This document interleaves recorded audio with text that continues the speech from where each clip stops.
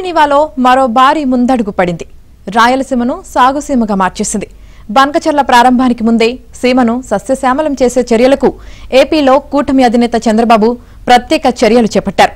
సాగు అంటే చంద్రబాబు, చంద్రబాబు అంటే సాగు అన్నట్లుగా ప్రస్తుత పరిణామాలు చెబుతున్నాయి.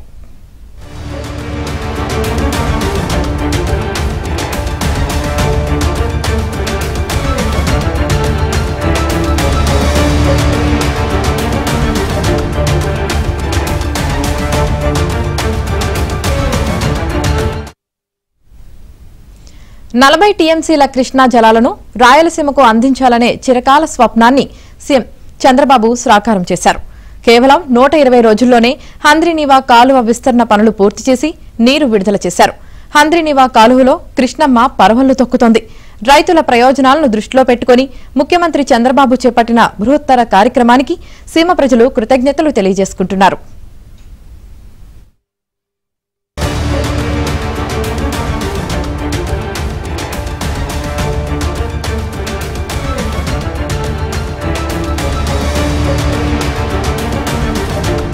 హంద్రీనీవా ప్రాజెక్టు ద్వారా పూర్తి స్థాయి ప్రవాహ సామర్థ్యమైన 3850 క్యూసెక్కుల కృష్ణా జలాలు ఎత్తిపోసి కుప్పం బ్రాంచ్ కెనాల్ కు మళ్లించాలి అనే లక్ష్యంతో కూటమి ప్రభుత్వం కాలువ విస్తరణకు శ్రీకారం చుట్టింది.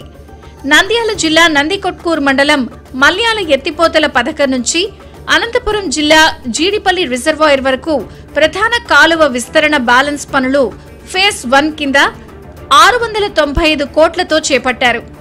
హంద్రీనీవా కాలువ విస్తరణలో చాలా చోట్ల కాంక్రీట్ లైనింగ్ వేయలేదు. ఈ లైనింగ్ వేయకపోవడానికి గల కారణాలు ఏమిటి, అదేవిధంగా అధికారులు తీసుకున్నటువంటి ఈ నిర్ణయంపై రైతులు ఏమంటున్నారో ఏబిఎన్ ఆంధ్రజ్యోతి ప్రత్యేక కథనంలో చూద్దాం.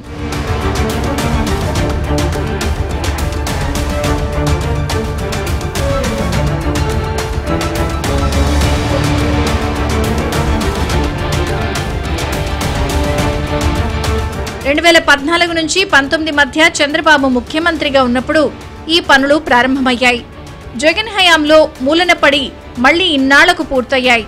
120 రోజుల్లోనే తొలి దశలో కాలువల విస్తరణ పనులు పూర్తి చేశారు. ఈ కాలువ ప్రవాహ సామర్థ్యాన్ని 3850 క్యూసెక్కులకు పెంచారు. ఫలితంగా రాయలసీమ జిల్లాలకు పూర్తి స్థాయిలో 40 టీఎంసీలు మళ్లించే ఆస్కారం ఏర్పడింది. ఇంతకు ముందున్న ప్రవాహ సామర్థ్యం కన్నా అదనంగా 1600 క్యూసెక్కులు మళ్లించే వీలు కలిగింది. ముఖ్యమంత్రి చంద్రబాబు ఈ నెల 17న నంద్యాల జిల్లా నందికొట్కూరు మండలం మల్యాల పంపింగ్ స్టేషన్ నుంచి హంద్రీనీవాకు నీళ్లు విడుదల చేశారు. కాలువ ప్రవాహానికి ఇబ్బంది లేకుండా తొలి దశలోని 2 ప్యాకేజీల్లో 8 లక్షల క్యూబిక్ మీటర్ల మేర పనిచేసి కాలువలకు నీళ్లు వదిలారు. అక్కడక్కడ 20 మీటర్ల వరకు కాలువకు కాంక్రీట్ వేసి మధ్యలో మట్టితో వదిలేశారు. కాలువలో నీళ్లు ఫుల్లుగా ఉన్నప్పుడు పంట పొలాలకు పూర్తిగా నీరు అందుతుంది. అలాగే కాలువలో నీళ్లు తగ్గినప్పుడు కూడా భూమిలోని నీరు బోర్లతో పాటు చుట్టుపక్కల ఉన్న బావులకు సమృద్ధిగా అందుతుంది.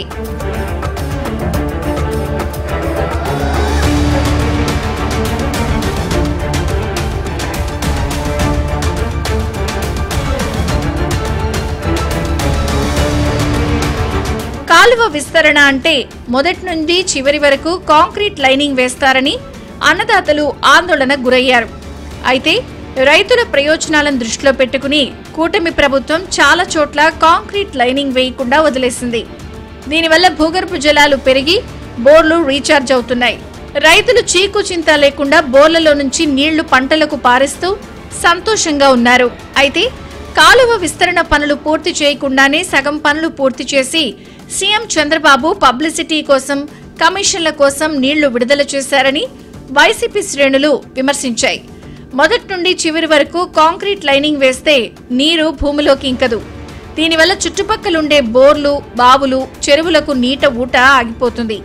దీనివల్ల రైతులకు తీరని నష్టం జరుగుతుందని ఇంజనీరింగ్ అధికారులు గుర్తించి ప్రాజెక్టు కాలువను సరికొత్తగా డిజైన్ చేశారు. అక్కడక్కడ కాంక్రీట్ లైనింగ్ వేయకుండా వదిలేశారు. కాలువ కింది భాగంలో కరకట్టలు మట్టితో ఉండడం వల్ల నీరు భూమిలోకి ఇంకుతుంది. దీనివల్ల భూగర్భ జలాలు పెరిగి రైతులకు ప్రయోజనం చేకూరుతుందని ఇరిగేషన్ అధికారులు చెప్తున్నారు.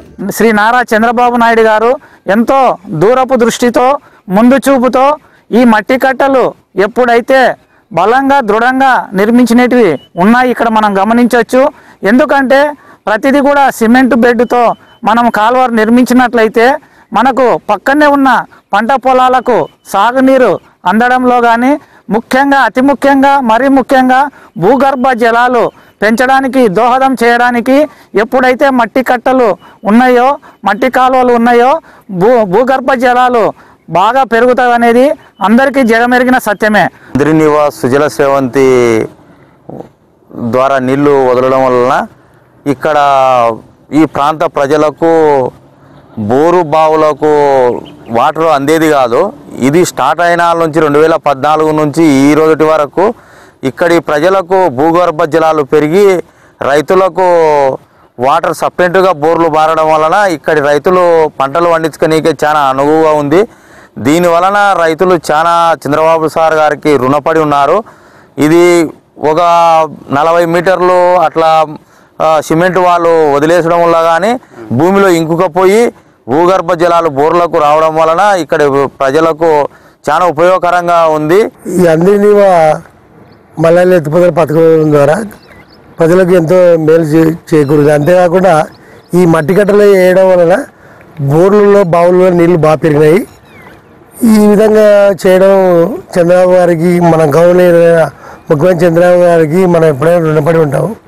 ఇటువంటి చేసిన చంద్రబాబు నాయుడు గారి వైసీపీ వారు కమిషన్ల కోసం తీసుకున్నారు, కమిషన్లు చేసుకొని చేస్తున్నారు. కానీ కమిషన్ల ప్రభుత్వం కాదు, ఇది కర్షకులకు మేలు చేసే ప్రభుత్వం. మేలు చేయడానికి ఈ కూటమి ప్రభుత్వం మన ముందుకు వచ్చింది.